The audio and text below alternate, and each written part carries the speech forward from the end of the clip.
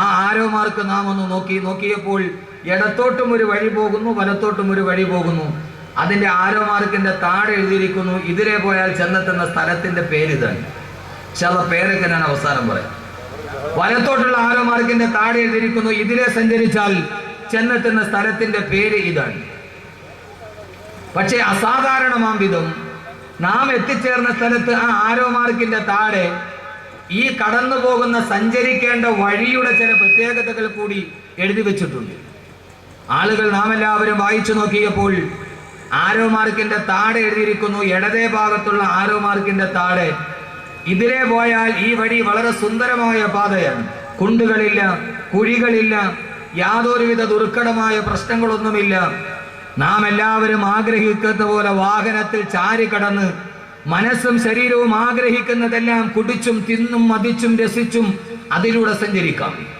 ഈ വഴിയിലൂടെ പോയാൽ ഏറ്റവും സുന്ദരമായ പാത, കുണ്ടുകളില്ല, കുഴിവുകളില്ല.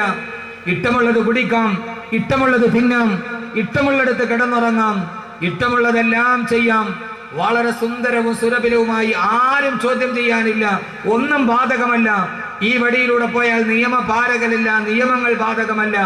നാം ആഗ്രഹിക്കുന്നത് പോലെയെല്ലാം തുള്ളിക്കളിച്ച് നമുക്ക് ആ പാതയിലൂടെ സഞ്ചരിക്കാം. പക്ഷെ അതിന്റെ താഴെ എഴുതിയിരിക്കുന്നു കാര്യങ്ങൾ എങ്ങനെയൊക്കെ ആണെങ്കിലും ഇത്ര സന്തോഷത്തോടെ ആഗ്രഹത്തോടെ എല്ലാം ആഗ്രഹിക്കുന്നത് പോലെ ജീവിച്ച് ഇതിലൂടെ പോകാൻ കഴിയുമെങ്കിലും ഈ പാത ചെന്നെത്തുന്ന സ്ഥലം ഒരു അഗാധമായ കുഴിയിലേക്കാണ് ഈ പാത ചെന്നെത്തുക.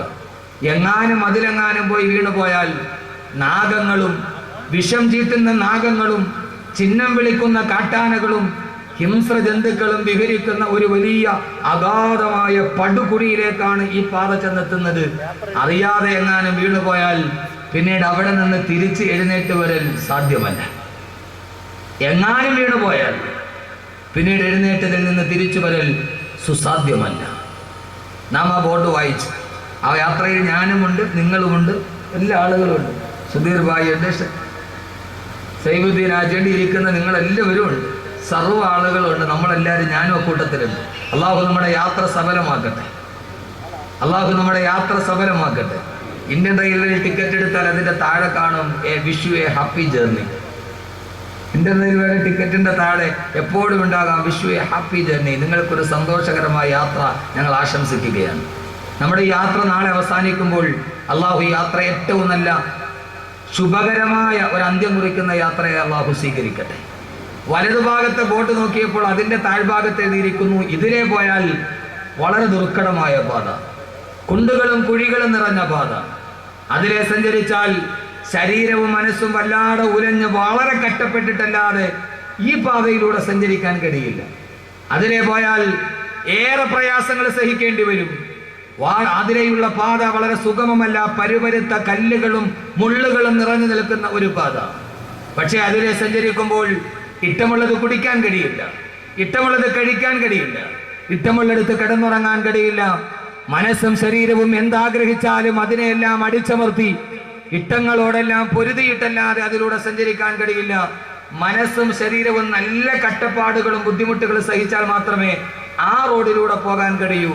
പക്ഷെ അതിൻ്റെ താഴെ എഴുതിയിരിക്കുന്നു കാര്യങ്ങൾ ഇങ്ങനെയൊക്കെ ആണെങ്കിലും വളരെ കഷ്ടപ്പാടൊക്കെ സഹിച്ച് ഇഷ്ടമുള്ളതൊക്കെ തിന്നുകയും കുടിക്കുകയും ഒക്കെ ചെയ്യാതെ മനസ്സ് ശരീരമൊക്കെ കഷ്ടപ്പെട്ട് ഈ വലതുഭാഗത്തുള്ള പാതയിലൂടെ യാത്ര ചെയ്താൽ പക്ഷേ ഈ ദുർഘടമായ പാത ചെന്നെത്തുന്ന സ്ഥലം ഒരൊറ്റ ദർശനം കൊണ്ട് തന്നെ, ഇതിൻ്റെ അവസാനം നമ്മൾ ചെന്നെത്തുന്നത് ഒരൊറ്റ പ്രാവശ്യം കണ്ടാൽ ആ ഒരൊറ്റ ദർശനം കൊണ്ട് അസ്വസ്ഥബാധിതമായ മനസ്സിൻ്റെ എല്ലാ ചിന്തകളും വിട്ടൊഴിഞ്ഞ് ഇതേവരെ കടന്നു വന്ന് അനുഭവിച്ച എല്ലാ കഷ്ടപ്പാടുകളും ഒരൊറ്റ നോട്ടം കൊണ്ട് മറന്നു പോകുന്ന നയനാനന്ദകരമായ രമ്യഹർമ്മങ്ങൾ നിറഞ്ഞു നിൽക്കുന്ന മന്ദമാരുതൻ്റെ തലോടറിയിട്ട് തത്തിക്കളിക്കുന്ന പൂവുകളും ഉദ്യാനങ്ങളും അതിൻ്റെ താഴ്ഭാഗത്തുകൂടി സുന്ദരി പെണ്ണിൻ്റെ കാലിൽ കിടക്കുന്ന വെള്ളിക്കൊലിസ് പോലെ തടം തല്ലി തൊടുകുന്ന കൊച്ചരുവികളും ആ കൊച്ചരുവികളുടെ പ്രാന്തപ്രദേശങ്ങളിലായി കായ്ച്ചു നിൽക്കുന്ന വൃക്ഷങ്ങളും റുമ്മാൻ പഴങ്ങളും ഒക്കെ നിറഞ്ഞ ഒരു സുന്ദരമായ പൂവാടിയിലേക്ക്, ഒരു പുഷ്പോദ്യാനത്തിലേക്കാണ് കടന്നു ചെല്ലുക. അവിടെ എത്തുമ്പോഴേ ഇതേവരെ കഷ്ടപ്പാടുകൾ സഹിച്ചതെല്ലാം ഒരൊറ്റ നിമിഷം കൊണ്ട് മറന്നു പോകും. അത്രയും സുന്ദരമായ ഒരു ഉദ്യാനത്തിലാണ് നിങ്ങൾ ചെന്നെത്തുക. രണ്ട് ബോർഡ് നമ്മൾ വായിച്ചു. ഞാനുമുണ്ട്, നിങ്ങളുമുണ്ട്, നമ്മളെല്ലാവരും വളരെ ബുദ്ധിമാന്മാരാണ്. ഞാനൊന്ന് ചോദിക്കട്ടെ, നമ്മൾ എങ്ങോട്ട് തിരിഞ്ഞ് യാത്ര ചെയ്യാനായിരിക്കും തീരുമാനിക്കുക? ചോദ്യം സുലൈമാൻ സ്ട്രീറ്റിലൂടെ എത്തിയ ആളുകളോടാണ്, നിങ്ങളോടാണ് ചോദ്യം. ചോദ്യത്തിന് മറുപടി പറഞ്ഞിട്ടാണ് വിഷയം. ആദ്യം നരകം പറയണം, പിന്നെ സ്വർഗം പറയുമെന്ന് തീരുമാനിക്കും. എങ്ങോട്ടായിരിക്കും നമ്മൾ യാത്ര ചെയ്യാൻ തീരുമാനിക്കുക? സ്വർഗവും നരകമൊക്കെ വരട്ടെ, ഞാൻ സ്ഥലത്തിന്റെ പേര് പറഞ്ഞില്ലല്ലോ. ഏത് ഭാഗത്തോടെ പോകാനായിരിക്കും നമുക്ക് എളുപ്പം? ഇടത്തോട്ടാണോ വലത്തോട്ടാണോ? വലത്തോട്ട്. എല്ലാവരും കോൺഗ്രസ്.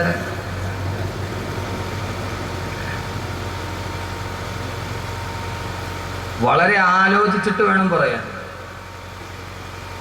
വലത്തോട്ടാണെന്ന് പെട്ടെന്ന് പറയാം, പക്ഷെ അതിലെ സഞ്ചരിച്ചാൽ വളരെ ദുർഘടമായ പാത. ഇഷ്ടമുള്ളത് കുടിക്കാൻ കഴിയില്ല, ഇഷ്ടമുള്ളത് കഴിക്കാൻ കഴിയില്ല, ഇഷ്ടമുള്ളിടത്ത് കിടന്നുറങ്ങാൻ കഴിയില്ല. അതിലെ പോയാൽ ധാരാളം നിയമങ്ങളുണ്ട്, നിരോധനങ്ങളുണ്ട്, ഹലാലുകളുണ്ട്, ഹറാമുകളുണ്ട്, മുബാഹുകളുണ്ട്, ഫർളുകളുണ്ട്, സുന്നത്തുകളുണ്ട്. ഏറെ കട്ടപ്പാടുകൾ സഹിച്ചാലല്ലാതെ അതിലെ നടന്നു പോകാൻ കഴിയില്ല. അതുകൊണ്ട് ആലോചിച്ചിട്ടേ പറയാവൂ.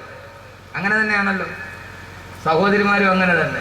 പക്ഷെ അതിലെ പോയാൽ പർദ്ദയിടണം, തലമറയ്ക്കണം, റഷ്യൻ സർക്കസ് കാണാൻ പറ്റൂല, കാർണിവലിന് പോകാൻ പറ്റൂല. ഇങ്ങനെ ധാരാളം പ്രശ്നങ്ങളുണ്ട്. ശരി, അള്ളാഹു നമ്മുടെ യാത്ര വലത്തേക്ക് തന്നെ ആക്കട്ടെ. സഹോദരങ്ങളെ, ഇടത്തോട്ടുള്ള ആരോ മാർക്കിന്റെ താഴെ എഴുതിയിരിക്കുന്നു, ഇതിലെ സഞ്ചരിച്ചാൽ എത്തുന്ന സ്ഥലത്തിന്റെ പേരാണ് നരകം. വലതുഭാഗത്തോട്ടുള്ള ആരോ മാർക്കിന്റെ താഴെ എഴുതിയിരിക്കുന്നു, ഇതിലെ സഞ്ചരിച്ചാൽ എത്തുന്ന സ്ഥലത്തിന്റെ പേരാണ് സ്വർഗം. അല്ലാഹു സുബ്ഹാനഹു വ തആല നമ്മുടെ യാത്ര അല്ലാഹു സ്വർഗത്തിൽ സമാപിപ്പിക്കട്ടെ. ആദ്യമായി വള്ളക്കടവിൽ ഞാൻ പ്രഭാഷണം നടത്തുമ്പോൾ നമ്മളൊരു യാത്രയിൽ പങ്കാളികളാവുകയാണ്. സ്വാഭാവികമായിട്ട് യാത്ര ചെയ്യുമ്പോഴാണല്ലോ ഒരാൾ നന്നായിട്ട് മനസ്സിലാക്കാൻ പറ്റുക എന്ന് ഉമർ റളിയല്ലാഹു അൻഹു പറഞ്ഞിട്ടുണ്ട്. ഒരാളെ ഏറ്റവും നന്നായിട്ട് മനസ്സിലാക്കുന്നത് യാത്ര ചെയ്യുമ്പോഴാണ്. അവൻ പിശുക്കനാണോ അതല്ല നല്ലവനാണോ എന്ന് മനസ്സിലാകുക യാത്ര ചെയ്യുമ്പോഴാണ്. അതുകൊണ്ട് ഈ വള്ളക്കടവിൽ ആദ്യമായി ഞാൻ കാലുകുത്തുമ്പോൾ നമുക്കൊരു യാത്രയിലേക്ക് പോകാം. ആ യാത്ര അവസാനിക്കുമ്പോൾ അള്ളാഹു ഒരു നല്ല യാത്രയായി അള്ളാഹു സ്വീകരിക്കട്ടെ. ആദ്യം നമുക്ക് ഇടത്തോട്ടൊന്ന് പോയി നോക്കാം. പോയിട്ട് അവിടെ കൊള്ളത്തില്ലെങ്കിൽ, അതല്ല നമുക്കത് കഴിയുന്നില്ലെങ്കിൽ പയ്യെ നമ്മുടെ വാഹനം തിരിച്ചുവിടാൻ നമുക്ക് വലത്തോട്ട് പോകും. ഇന്ന് നമുക്ക് പയ്യെ ഒന്ന് ഇടത്തോട്ട് പോയി നോക്കാം. ഒന്ന് എത്തി നോക്കണമല്ലോ, എന്നാലല്ലേ അറിയാവൂ. നമ്മൾ സാധാരണ നല്ല സാഹസികരാണ്. ഒന്ന് പോയി നോക്കാം. അത് നമുക്ക് കഴിയില്ല എങ്കിൽ, അനുഭവിക്കാൻ കഴിയില്ലെങ്കിൽ, അത് താങ്ങാൻ കഴിയില്ലെങ്കിൽ ഇൻഷാ അല്ലാഹ് നമുക്ക് വലത്തോട്ട് തിരിച്ചു വരാം നാളെ. ഇന്ന് നമ്മൾ ഇടത്തോട്ടാണ് പോകുന്നത്. അള്ളാഹു നമ്മളെ സ്വീകരിക്കണം. പോരെ ഞാൻ സാധാരണയായി എന്റെ പ്രിയപ്പെട്ട സഹോദരങ്ങളെ ഒരു നാടൻ സംഭാഷണം പോലെ ഞാൻ എന്റെ വിഷയത്തിന് ആമുഖമായി പറഞ്ഞ ഈ വാക്ക് സാധാരണയായി ഒരാൾ പറയുന്ന ഒരു നാടൻ ഭാഷ പോലെ നിങ്ങളുടെ മുമ്പിൽ പറഞ്ഞ ഇത്രയും നേരം നാം ഒരു ജീവിതത്തിന്റെ സാങ്കല്പികമായ യാത്രയുടെ കഥാകഥനങ്ങൾ പറഞ്ഞ് ഇടത്തോട്ടും വലത്തോട്ടുള്ള പാത പറഞ്ഞ ഈ നാടൻ ചിന്താശകലം യഥാർത്ഥത്തിൽ ഇതൊരു നാടൻ വാക്കുകളല്ല.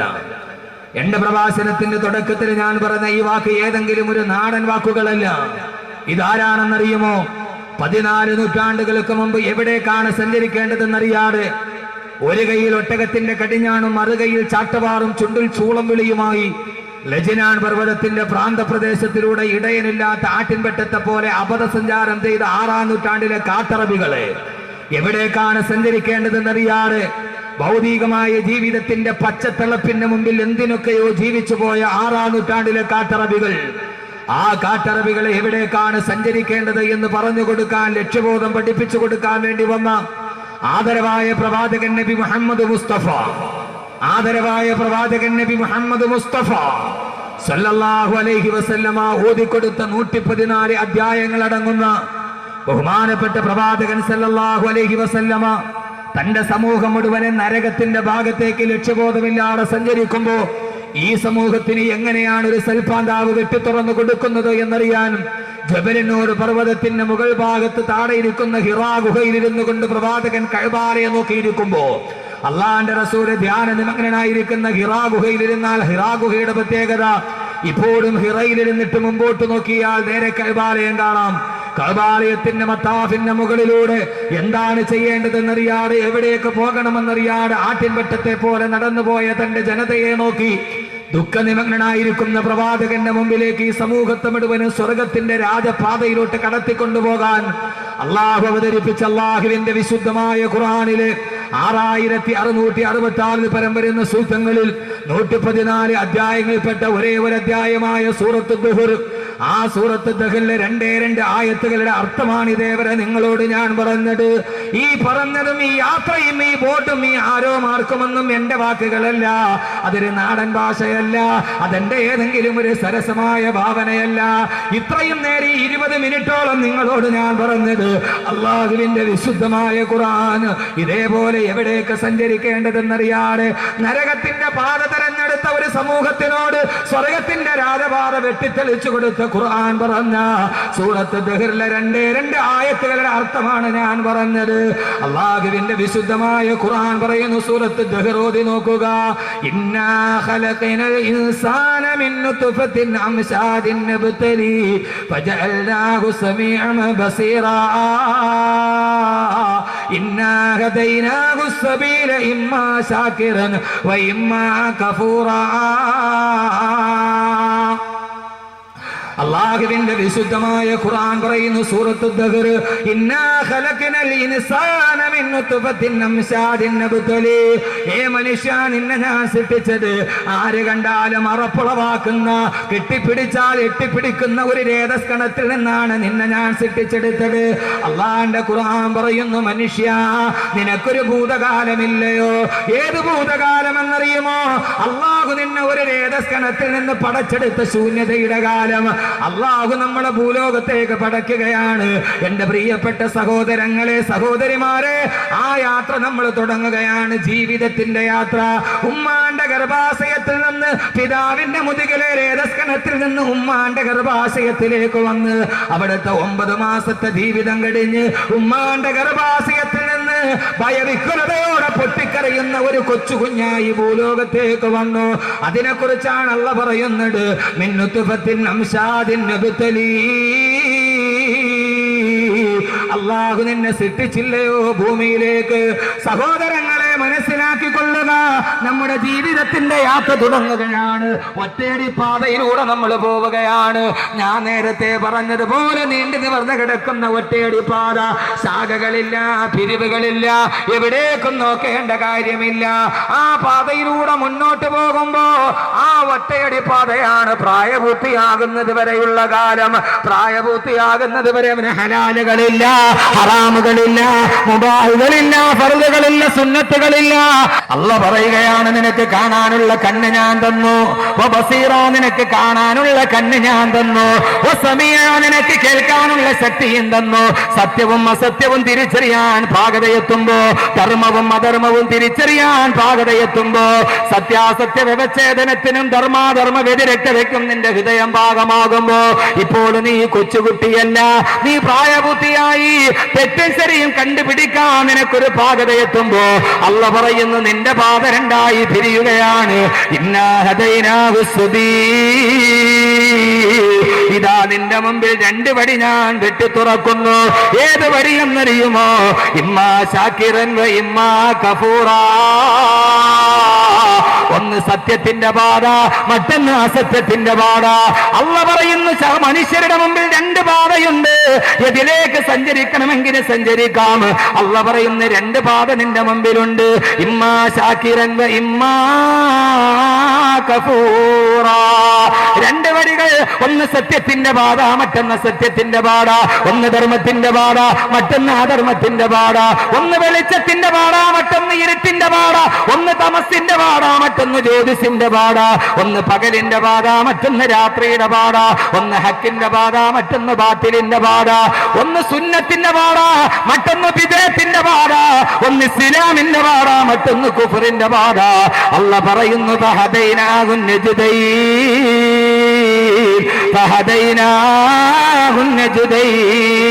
നിന്റെ മുമ്പിൽ 2 പാതയും കിടക്കുമ്പോ എന്റെ ശബ്ദം കേൾക്കാനെത്തിയവര് എവിടേക്ക് സഞ്ചരിക്കണമെന്ന് തീരുമാനിക്കേണ്ടവന് ബുദ്ധിയുള്ള മനുഷ്യനാണ്. എവിടേക്കും പോകാം. ഇടത്തോട്ട് സഞ്ചരിച്ചാൽ പാത സുഗമമാണ്. ഇഷ്ടമുള്ളത് കുടിക്കാം, ഇഷ്ടമുള്ളത് കെടുക്കാം, ഇഷ്ടമുള്ളിടത്ത് കിടന്നിറങ്ങാം. പക്ഷേ ചെല്ലുന്നത് എവിടെയാ? കുൽ നാറു ജഹന്നമ അശദ്ദു ഹർറാ. കത്തിക്കാളുന്ന ഒരു വലിയ തീക്കുണ്ടത്തിലേക്കാണ് നീ പോവുക. അവിടെ കിടന്നിട്ട് ചിറക് കരിഞ്ഞു പോയ ഈ അമ്പാറ്റയെ പോലെ നീ കത്തിക്കരിഞ്ഞ് നിലവിളിക്കേണ്ടി വരുമെന്ന് അല്ലാഹുവിന്റെ വിശുദ്ധ ഖുർആൻ. അള്ളാഹു നമ്മുടെ മുമ്പിൽ രണ്ട് പാത സുവ്യക്തമാണ്. ഇന്ന് ലോകത്ത് മനുഷ്യർ സഞ്ചരിക്കുന്നത് ഈ രണ്ട് പാതയിലൂടെയാണ്. ഇഷ്ടമുള്ളിടത്തൂടെ സഞ്ചരിക്കാം, അള്ളാഹ് അനുവാദം നൽകിയിട്ടുണ്ട്. പക്ഷേ നീ ഇടത്തോട്ട് പോയി എന്ന് വിചാരിച്ച് അപ്പ തലയിൽ വലിയ പേമാരി പെയ്ത് അപ്പ ചത്ത് ഭൂമിയിൽ വീഴത്തൊന്നുമില്ല. നീ ഇടത്തെ പാത തരുന്ന നരകത്തിന്റെ പാതയിലൂടെ പോയി എന്ന് വിചാരിച്ചത് കൊണ്ട് ആ സമയത്ത് തന്നെ ചത്തൊടുങ്ങി ഭൂമിയിൽ വീടില്ല. അള്ളാഹ് അങ്ങനെയൊന്നും കൈകാര്യം ചെയ്യില്ല. വലതു ഭാഗമാണോ നേരെ നടക്കുക, അള്ളാഹുവിന്റെ സ്വർഗത്തിലെത്താം. വലതു ഭാഗമാണോ നേരെ നടക്കുക, അള്ളാഹുവിന്റെ സ്വർഗത്തിലെത്താം. അള്ളാഹു തൗഫീക്ക് നൽകട്ടെ, അള്ളാഹു തൗഫീക്ക് നൽകട്ടെ. എവിടെ എത്തണം? സ്വർഗത്തിലെത്തണോ? സ്വർഗം. അള്ളാഹു നമ്മുടെ ഏറ്റവും അവസാനത്തെ വാക്കതാണല്ലോ. യഥാർത്ഥത്തിൽ ഒരു വിശ്വാസിയുടെ ഏറ്റവും അവസാനത്തെ വാക്കേതാണ്. എല്ലാം സഹിക്കുമ്പോഴും എല്ലാം കേൾക്കുമ്പോഴും നമ്മുടെ മനസ്സിലൊരു വിശ്വാസമുണ്ട്, അള്ളാഹു നമ്മളെ കൈവിടില്ല, അവൻ നാളെ സ്വർഗം തരാതിരിക്കില്ല. ആ ഒരു വിശ്വാസമാണല്ലോ ഈ ഭൂമിയിൽ ജീവിക്കാൻ നമ്മെ പ്രേരിപ്പിക്കുന്നത്. അല്ലെങ്കിൽ എന്ത് ജീവിതം? അല്ലെങ്കിൽ ഈ ഭൂമിയിലെ ജീവിതത്തിന് എന്താകെ തുകയാണുള്ളത്? ഒരു തുകയുമില്ല. ഈ ഭൂമിയിലെ ക്ഷണികമായ ജീവിതത്തിന് ക്ഷണികപ്രഭാചഞ്ചലം ഈ ജീവിതത്തിന്റെ ഈ ക്ഷണികമായ യാത്രയിൽ ഏറ്റവും അവസാനത്തെ വാക്ക് അള്ളാഹ് സ്വർഗം നൽകുമെന്ന വാക്കാണ്. അല്ലെങ്കിൽ ഈ ഭൂമിയിൽ ആർക്കും ഒരു മനുഷ്യനും ജീവിക്കാൻ കഴിയില്ല. അള്ളാഹു നമ്മളെ ഇതേപോലെ അള്ളാഹുവിന്റെ സ്വർഗത്തിൽ അള്ളാഹു എത്തിച്ചു ചേർക്കട്ടെ. പക്ഷേ ഇടതു ഭാഗത്തോട് ഇൻഷാ അല്ലാഹ് സ്വർഗത്തിലേക്കുള്ള യാത്ര നാളെയാണ്. ഇന്ന് തൽക്കാലം നമ്മൾ ഇടത്തോട്ടൊന്ന് പോയി എത്തി നോക്കുകയാണ്. പക്ഷെ എത്തി നോക്കാൻ കഴിയുമോ? നരകം. എന്താ നരകം? നരകം എത്ര ഭയാനകരം എന്നൊരു കാസറ്റ് കേൾക്കാത്തവരിന് ഇവിടെ ആരും ഉണ്ടാവില്ല, എല്ലാവരും കേട്ടതാണ്. അപ്പോൾ നരകത്തെക്കുറിച്ച് ഞാൻ കൂടുതൽ വിശദീകരിക്കുന്നില്ല. എന്താ നരകം? ആ നരകത്തിൽ പോയി നമുക്കൊന്ന് എത്തി നോക്കാം, അല്ലേ? എത്തി നോക്കാൻ പറ്റുമോ? ആദരവായ പ്രവാചകൻ നബി മുഹമ്മദ് മുസ്തഫ അള്ളാഹുവിന്റെ പ്രവാചകന് പോലും കഴിഞ്ഞില്ല നരകത്തിലേക്കൊന്ന് എത്തി നോക്കിയിട്ട് നിൽക്കാൻ. സഹോദരങ്ങളെ, എന്താണ് നരകം? ലോകത്തിന്റെ മുഴുവനും കാരണദൂതരായ എന്റെയും നിങ്ങളുടെയും നേതാവ് ഫഹ്മീ വസുലീ വാഖിദു യദീ ഇൻഷാ അല്ലാഹ് മുഹമ്മദുർ റസൂലുള്ളാഹ്. അള്ളാഹുവിന്റെ പ്രവാചകൻ പോലും പറഞ്ഞു, ഞാനൊരിക്കൽ മേറാജിന്റെ യാത്ര പോയപ്പോ അള്ളാഹു എനിക്ക് സ്വർഗവും കാണിച്ചു തന്നു, നരകവും അള്ളാഹു എനിക്ക് കാണിച്ചു തന്നു. എങ്ങനെയാണ് നമ്മൾ അവിടേക്കൊന്ന് എത്തി നോക്കുക? അള്ളാഹിന്റെ റസൂല് പറയുകയാണ്, അള്ളാഹു എനിക്ക് ആദ്യം കാണിച്ചു തന്നത് സ്വർഗമാണ്. ആ സ്വർഗം ഞാൻ കണ്ടപ്പോ, സ്വർഗത്തിലെ പടവർഗങ്ങളെ കണ്ടപ്പോ പെട്ടെന്ന് ഞാൻ സ്വർഗത്തിലെ ഒരു മുന്തിരി കുല പറിക്കാൻ ഞാൻ എന്റെ വിരലുകൾ നീട്ടി. ലോകത്തിന്റെ തിരുദൂതര് പറയുകയാണ്, അള്ളാഹുവിന്റെ പ്രവാചകൻ നബി മുഹമ്മദ് മുസ്തഫ അള്ളാന്റെ റസൂല് പറയുകയാണ്, സ്വർഗം കണ്ടപ്പോ, ആ സ്വർഗത്തിന്റെ പഴങ്ങൾ കണ്ടപ്പോ, ആ സ്വർഗത്തിന്റെ മധുരപാനീയങ്ങൾ കണ്ടപ്പോ പെട്ടെന്ന് ഞാൻ എന്റെ വിഷയത്തിലേക്ക് ആമുഖമില്ലാതെ കടക്കുകയാണ്. അതിലെ ഒരു മുന്തിരിക്കുല പറിക്കാൻ ഞാൻ എന്റെ കൈകൾ നീട്ടി. എന്നിട്ട് ഞാൻ ആ മുന്തിരിക്കുല പറിക്കാൻ പോയപ്പോ ജിബ്രീൽ എന്നോട് പറഞ്ഞു, വേണ്ട നബിയേ, അതിവിടെ നിന്ന് കൊയ്തെടുക്കണ്ട. അള്ളാന്റെ റസൂലിന്റെ മുമ്പ് അത്ഭുതത്തോടെ സ്വർഗത്തിന്റെ അനുഭൂതി കേട്ടിരുന്ന സഹാബത്തിനോട് അള്ളാന്റെ റസൂല് പറഞ്ഞു, സഹാബാ, ആ സ്വർഗത്തിലെ ഒരു മുന്തിരിക്കുല ഞാൻ പറിച്ചു കൊണ്ടുവന്നിരുന്നെങ്കിൽ എന്റെ അനുയായികൾ മുഴുവനും ഇന്ന് ഭൂമിയിലിരുന്ന് തിന്നു തീർത്താലും ആ സ്വർഗത്തിന്റെ ഒരു മുന്തിരിക്കുലയിലെ പഴങ്ങൾ തീർക്കാൻ കഴിയില്ലെന്ന് റൂഹി ഫിദാ നബി മുഹമ്മദ് മുസ്തഫ അള്ളാന്റെ റസൂല് പറഞ്ഞു. ഞാനതിൽ നിന്ന് പിന്തിരിഞ്ഞു പോയി. ഇത് കേട്ട ഉസ്മാൻ റളിയല്ലാഹു അൻഹു പൊട്ടിക്കരഞ്ഞു അത്രേ. എന്നാലും നബിയെ, അതൊന്ന് രുചിക്കാൻ ഞങ്ങൾക്ക് കഴിഞ്ഞില്ലല്ലോ നബിയെ. അവർക്ക് നഷ്ടപ്പെട്ടു പോയ സൗഭാഗ്യത്തിന്റെ സങ്കടം. പിന്നീട് പ്രവാചകൻ പറഞ്ഞു, രണ്ടാമത് ഞാൻ കണ്ടത് നരകമാണ്. ആ നരകത്തെ ഞാൻ അതിന്റെ അടുക്കലേക്ക് എന്നെ മലക്ക് കൊണ്ടുപോയി. ജിബ്രീൽ എന്നെ കൊണ്ടുപോയി നരകത്തിന്റെ ഭാഗത്തേക്ക്. ആ നരകം കത്തിജ്വലിക്കുന്നത് കണ്ടു. ആ നരകത്തിന്റെ തീനാളങ്ങൾ ഞാൻ കണ്ടു. നരകത്തിലേക്ക് എത്തുമ്പോൾ സഹോദരങ്ങളെ, എന്താ നരകം? ഒരു പ്രഭാഷണം തുടങ്ങുമ്പോൾ പെട്ടെന്ന് നരകത്തിലേക്ക് മനസ്സിലേക്ക് കടന്നു വന്നത് എന്താണ്? ഇതിനേക്കാൾ പേടിപ്പിക്കുന്ന ഒരു ചിന്തയുണ്ട്. അള്ളാന്റെ ഖുർആൻ നരകത്തെ പരിചയപ്പെടുത്തുന്നത് എങ്ങനെയെന്നറിയുമോ? അള്ളാന്റെ ഖുർആൻ നരകത്തെ പരിചയപ്പെടുത്തുന്നത് ജീവനില്ലാത്ത ഒരു വസ്തുവായിട്ടല്ല. അങ്ങനെ നിങ്ങൾ ആരും കരുതി പോകരുത്. ആകാശമണ്ഡലത്തിന്റെ എവിടെയോ അള്ളാഹു നമ്മളെ വലിച്ചെറിയാനുള്ള വെറും കത്തിക്കപ്പെട്ട ഒരു അഗ്നികുണ്ഡമല്ല. ആ നരകത്തെ അള്ളാന്റെ റസൂല് പരിചയപ്പെടുത്തി തന്നത് ഒരു ജീവനുള്ള വസ്തുവിനെ പോലെയാണ്. അലമുറയിടയുകയും കരയുകയും അട്ടഹസിക്കുകയും ചെയ്യുന്ന എന്റെ ശബ്ദങ്ങൾ കാണത്തിയ പ്രിയപ്പെട്ട സഹോദര, സമയത്തിന്റെ പരിമിതി കൊണ്ടാണ് പെട്ടെന്ന് വിഷയത്തിലോട്ട് കടന്നത്. ഇല്ലെങ്കിൽ ഇനിയും ഇത് വീണ്ടും നീട്ടേണ്ടി വരും. അള്ളാഹുവിന്റെ പ്രവാചകൻ പരിചയപ്പെടുത്തിയത് നരകം എന്തെന്നറിയോ? ആ നരകം കരയാൻ കഴിയുന്ന, അട്ടഹസിക്കാൻ കഴിയുന്ന, പൊട്ടിക്കരയുന്ന മനുഷ്യനെ പോലെ പൊട്ടിക്കരയുന്ന ഒന്നാണ് നരകമെന്ന് ആദരവായ പ്രവാചകൻ നബി മുഹമ്മദ് മുസ്തഫ. ഇത് കേൾക്കുമ്പോൾ അത്ഭുതം തോന്നിയേക്കാം. ഇതാര് പറഞ്ഞതെന്നറിയുമോ? അള്ളാന്റെ ഖുർആൻ തന്നെ പറഞ്ഞതാ. അള്ളാഹുവിന്റെ ഖുർആൻ നരകത്തെ കുറിച്ച് പറയുമ്പോ അള്ളാന്റെ ഖുർആൻ പറഞ്ഞു, ഇദാ റഅതഹും മിൻ മകാനിൻ ബഈദിൻ സമിഉ ലഹാ തഗയ്യുദൻ വസഫീറാ. അള്ളാഹുവിന്റെ ഖുർആൻ പറഞ്ഞ നരകത്തിന്റെ ഒരൊറ്റ വാക്ക് പറഞ്ഞിട്ട് ഞാൻ പോവുകയാ, ഒരൊറ്റ വാക്ക് പറഞ്ഞിട്ട് ഞാൻ പോവുകയാ. അള്ളാഹുവിന്റെ ഖുർആൻ പറയുന്നു, ഇദാ റഅതഹും മിൻ മകാനിൻ ബഈദ്. അള്ളാഹുവിന്റെ ഖുർആൻ തന്നെ പറയട്ടെ, നരകം ജീവിതത്തിൽ അവകാശപ്പെട്ടവർ അള്ളാഹു നമ്മളെ കാത്തുരക്ഷിക്കട്ടെ. ആ നരകത്തെ അവർ അങ്ങകര വിദൂരത്ത് നിന്ന് കാണുമ്പോ, നരകത്തിന്റെ തൊട്ടടുത്ത് ചെല്ലുമ്പോഴല്ല, നരകത്തിന്റെ സാമീപ്യത്തിലെത്തുമ്പോഴല്ല, ഇതാ അങ്ങകലെ നിന്നേ നരകത്തെ അവര് കാണുമ്പോ, നരകം നോക്കുമ്പോൾ തന്നിലേക്ക് വരാനുള്ള മനുഷ്യര് നടന്ന് നടന്ന് മഹിശറയിലൂടെ വരുന്നത് കാണുമ്പോ ആ സമയത്ത് നരകം എന്ത് ചെയ്യുമെന്നറിയുമോ? ഇദാ റഅതഹും മിൻ മകാനിൻ ബഈദിൻ സമിഉ ലഹാ തഗയ്യുദൻ വസഫീറാ. ആ നരകം കടന്ന് നിലവിളിക്കാൻ തുടങ്ങും, നരകം അട്ടഹസിക്കാൻ തുടങ്ങും. എടാ ഇവിടേക്ക് വാടാ, ഇവിടേക്ക് വാടാ, ഇവിടേക്ക് വാടാ എന്ന് പറഞ്ഞ് അട്ടഹസിക്കുന്ന ജീവനുള്ള ഒരു സിട്ടിപ്പായിട്ടാണ് അല്ലാഹു നരകത്തെ പരിചയപ്പെടുത്തുന്നത്. ആ നരകത്തിന്റെ 70 മൈലുകൾ അപ്പുറം നിൽക്കുമ്പോ നരകവാസികൾ നരകത്തിന്റെ അട്ടഹാസം കേൾക്കുമെന്ന് ആദരവായ പ്രവാചകൻ നബി മുഹമ്മദ് മുസ്തഫ. സഹോദരങ്ങളെ, എങ്ങനെയാ നരകത്തെ കുറിച്ച് പറയുകയാ? എങ്ങനെയാ നരകത്തെ കുറിച്ച് ഓർക്കുക? അള്ളാന്റെ റസൂല് പറഞ്ഞ്, രാവിലെയും വൈകുന്നേരവും, ഓരോ ദിവസവും രാവിലെയും വൈകുന്നേരവും നരകം കടന്ന് അട്ടഹസിക്കും. എനിക്ക് വേണ്ടി വിധിക്കപ്പെട്ടവരെവിടെ? എന്നിലേക്ക് വരാനുള്ളവരെവിടെ? എന്നിലേക്ക് വരാനുള്ളവരെവിടെ? നരകമെന്ന് പറഞ്ഞാൽ സംസാരിക്കുന്ന ഒരു ജീവിയെ പോലെ. ഞാൻ പറഞ്ഞതല്ല, ഖുർആനല്ലേ പറഞ്ഞത്. യൗമ നഖൂലു ലിജഹന്നമ ഹലിം തലഅത് വതഖൂലു ഹൽ മിൻ മസീദ്.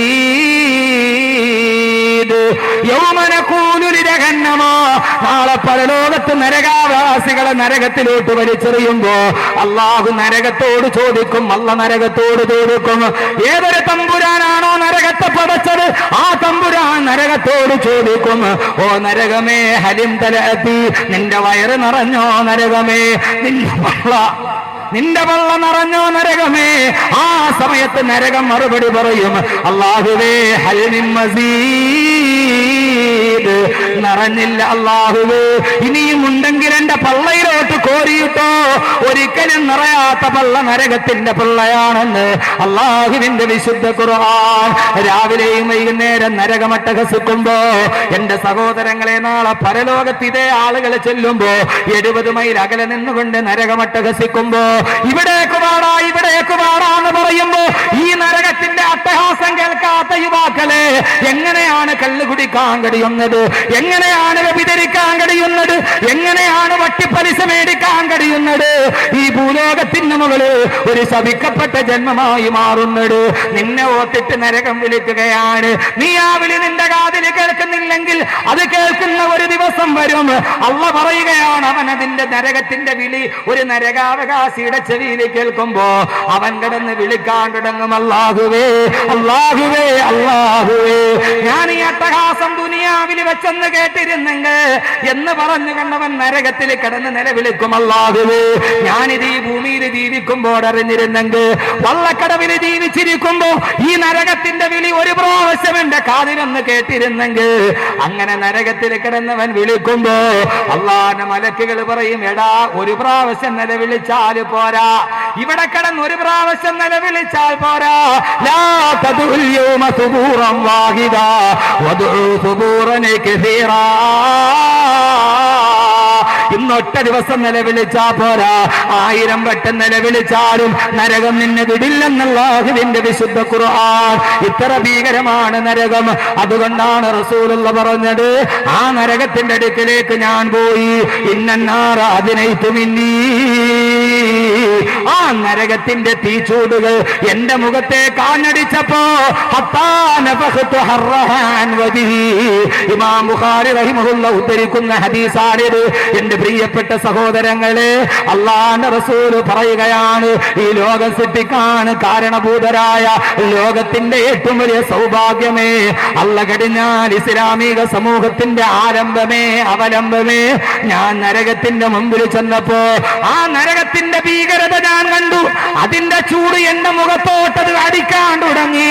അല്ലാഹുവിന്റെ റസൂലിനെ കണ്ടപ്പോൾ നരകത്തിന്റെ പുക വന്നപ്പോ അതെന്റെ മുഖത്ത് തട്ടാതെ ഞാൻ എന്റെ മുഖത്ത് നിന്ന് നരകത്തിന്റെ പുകയെ കൈകൊണ്ട് മെല്ലെ മെല്ലെ ആട്ടിയോടി ചെന്ന് റൂഹി ഫിദാ നബി മുഹമ്മദ് മുസ്തഫ.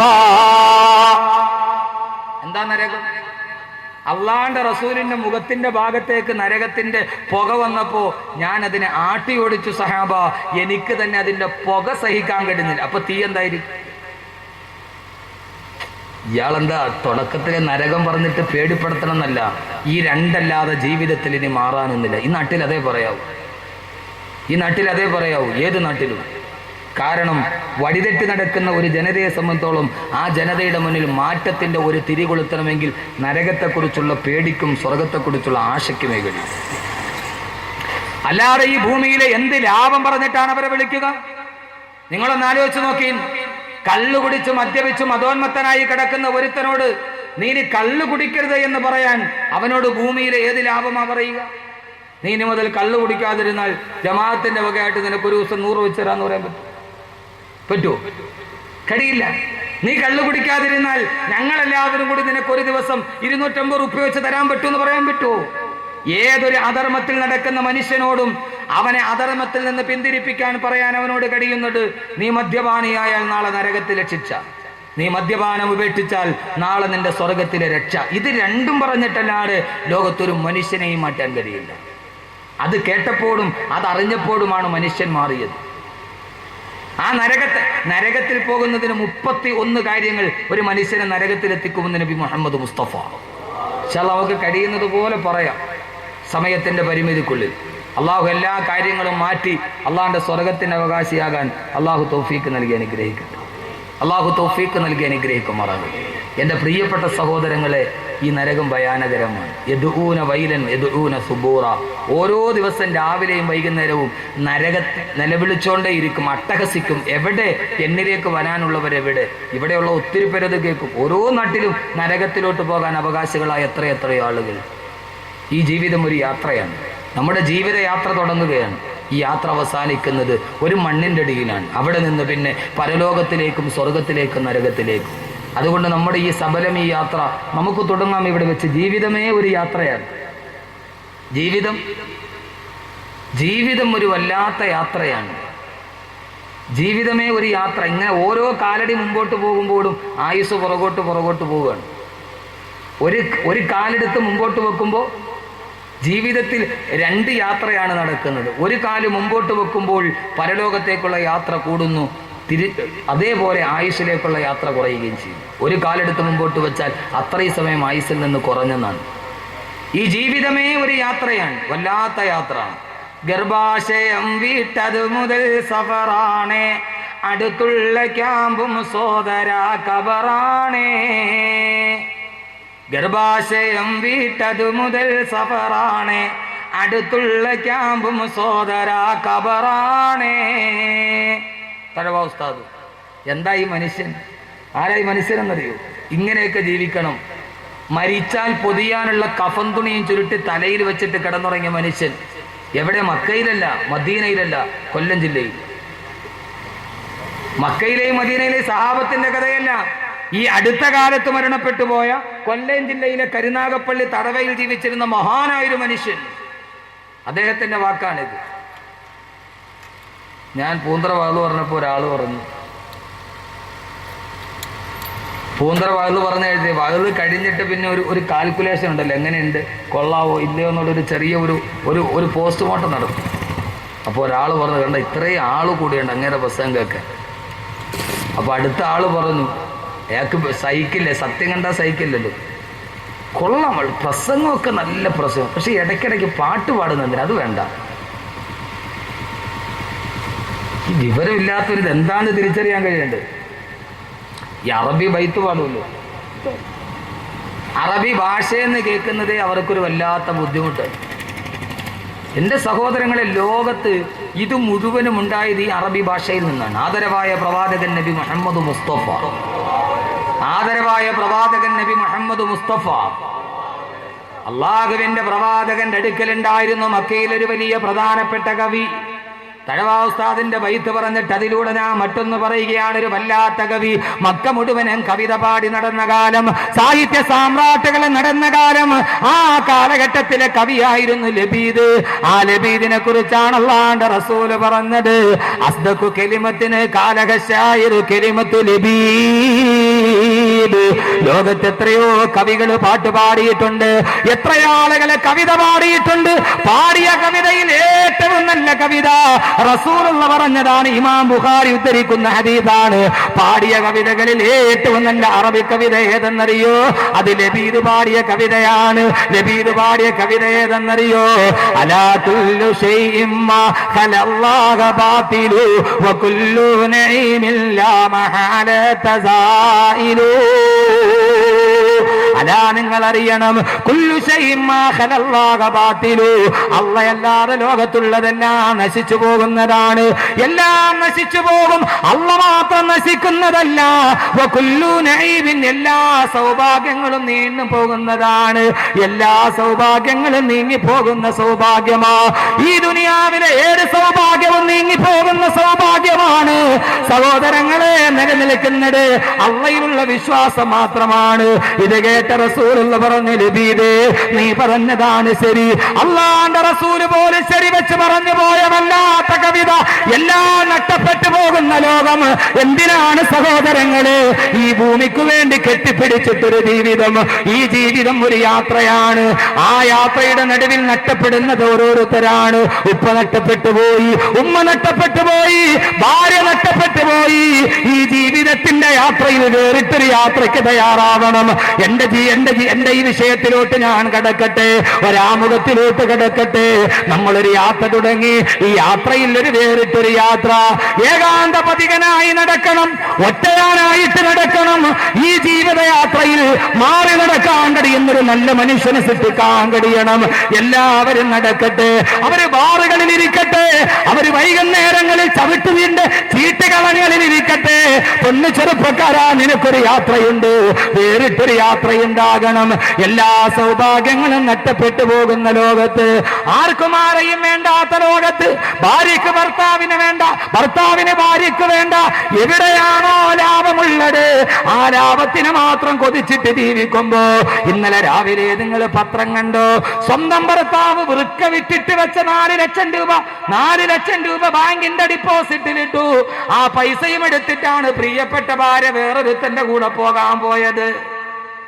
ആ ഭർത്താവ് അധ്വാനിച്ചതല്ല. ഇതെന്തോ ഒരു ലോകമാണ്. സൈഫുദ്ദീൻ ഹാജി പറഞ്ഞതുപോലെ, കേൾക്കാൻ ആഗ്രഹിക്കുന്നതല്ല കേൾക്കുന്നത്. സ്വന്തം ഭർത്താവിന്റെ, സ്വന്തം കഴുത്തിന് താലി കെട്ടിയവന്റെ വൃക്ക വിറ്റ് 4 ലക്ഷം രൂപ ബാങ്കിലിട്ടു. അതും എടുത്തിട്ടാണ് ഭാര്യ വേറൊരുത്തന്റെ കൂടെ പോകാൻ പോയത്. ഭർത്താവ് നോക്കുമ്പോൾ ആകെയുള്ള വൃക്കയും പോയി, താലി കെട്ടിയ പെണ്ണും പോകുന്നു. അവന്റെ മുമ്പിൽ ഒറ്റ വടിയേയുള്ള മൂർച്ചയുള്ള വാക്കത്തി തന്നെ ആയുധം. പാതിരാ സമയത്തുറങ്ങിക്കിടക്കുന്ന ഭാര്യയെയും. എന്റെ പ്രിയപ്പെട്ട സഹോദരങ്ങളെ, ഒരു പെണ്ണിന്റെ മനസ്സിൽ ഈ ഭൂമിയിൽ സുഖിക്കാൻ തോന്നിയപ്പോ അത് ഭർത്താവിനെ കുടിച്ചിട്ടിട്ടാണെങ്കിലും വേണ്ടില്ല, അവന്റെ വൃക്ക വിറ്റ പൈസയാണെങ്കിലും വേണ്ടില്ല, മറ്റൊരുത്തന്റെ കിടപ്പറയിലെ ചൂടും ചൂരും അനുഭവിക്കണമെന്ന് ഒരു പെണ്ണ് നരകത്തിന്റെ വഴി തെരഞ്ഞെടുത്തപ്പോ അവിടെ നഷ്ടപ്പെട്ടു പോയതൊന്നും അറിയാത്ത നിഷ്കളങ്കമായ രണ്ട് പെൺകുട്ടികൾ, 11 വയസ്സും 14 വയസ്സുമുള്ള അമ്മയുടെ അപ്പുറത്തും ഇപ്പുറത്തും മയങ്ങിക്കിടക്കുന്ന 2 മക്കളെയും വെട്ടിക്കൊന്ന് ഭാര്യയുടെ തല വെട്ടിയെടുത്ത് ഒരു പാവപ്പെട്ട ചെറുപ്പക്കാരൻ ആത്മഹത്യ ചെയ്തു. ഇന്നലെ കോട്ടയം ജില്ലയിൽ. എന്തോ ഒരു ലോകമാണിത്! ആർക്കു വേണ്ടി ജീവിക്കുന്നു നാം? അലാ കുല്ലു ശൈഇൻ മാ ഖലല്ലാഹ ബാതിലു വകുല്ലു നഈമില്ലാ മഹാല തസായിലു. എല്ലാ സൗഭാഗ്യവും നീങ്ങിപ്പോകുന്ന സൗഭാഗ്യം. ഈ യാത്ര വല്ലാത്ത യാത്രയാണ്. ജീവിതത്തിന്റെ യാത്ര അതൊരു വല്ലാത്ത യാത്രയാണ്. ഈ യാത്രയിൽ എല്ലാം കെട്ടിപ്പിടിക്കുമ്പോ നഷ്ടപ്പെടുന്നത് ഭാര്യയും മക്കളുമാണ്. ഭാര്യക്ക് തോന്നി വൃക്ക വിറ്റ പൈസ 4 ലക്ഷം രൂപ ബാങ്കിൽ ഇട്ടു, അവളത് ഡിപ്പോസിറ്റ് പിൻവലിച്ചു, വേറൊരുത്തന്റെ കൂടെ പോകാൻ തീരുമാനിച്ചു. പക്ഷെ നഷ്ടപ്പെട്ടതോ 2 നിഷ്കളങ്കമായ ബാല്യങ്ങൾ. എന്റെ പ്രിയപ്പെട്ട സഹോദരങ്ങളെ, ആർക്കു വേണ്ടി? ആ പാവപ്പെട്ടവൻ തന്റെ ഭാര്യക്കും മക്കൾക്ക് നന്നായിട്ട് ജീവിക്കാൻ വേണ്ടിയാ അവന്റെ ഉള്ള വൃക്ക കളഞ്ഞു. പക്ഷെ നിങ്ങൾ ഒരു കാര്യം മനസ്സിലാക്കിക്കോളീൻ, ലോകത്തൊരു മനുഷ്യനെയും തൃപ്തിപ്പെടുത്താൻ നമ്മളെ കൊണ്ട് കഴിയോ?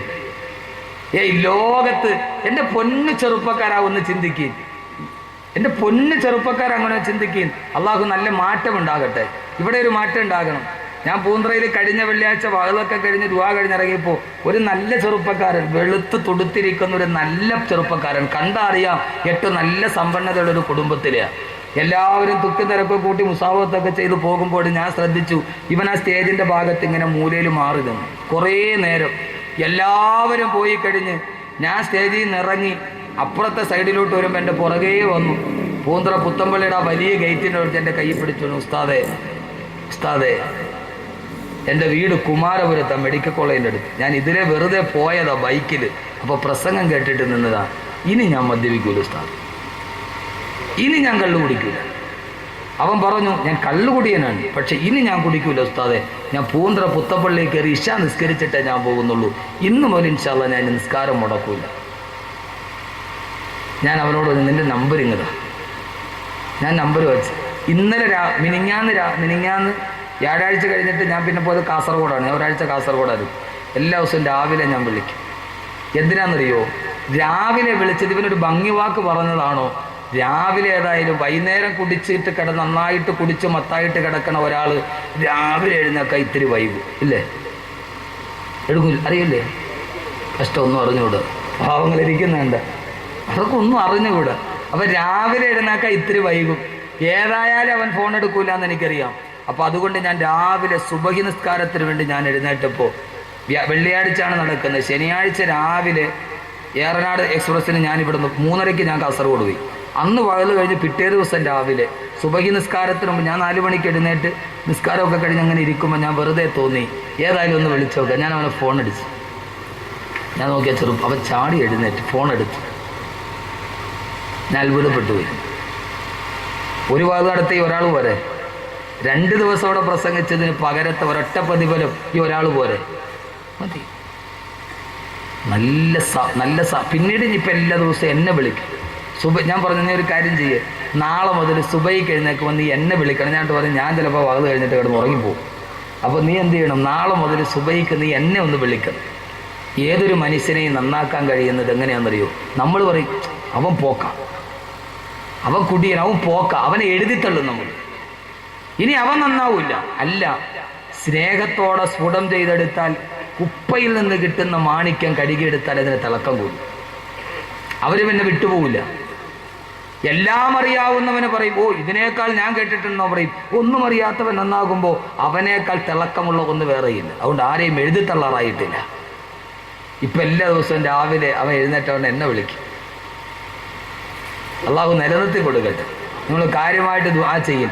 32 വയസ്സുണ്ട്. ഇത്രയും നാൾ മദ്യപിക്കാത്ത ഒരു ദിവസം അവൻ്റെ ആയുസ്സിലില്ല. അള്ളാഹു നിലനിർത്തി തരട്ടെ, അള്ളാഹു നിലനിർത്തി തരട്ടെ. അതുകൊണ്ടാണ് അള്ളാഹു സുബ്ഹാനഹു വ തആല ഈ സദസ്സിൽ ഇങ്ങനെ തന്നെ നിലനിൽക്കാൻ പ്രേരിപ്പിക്കുന്നത്.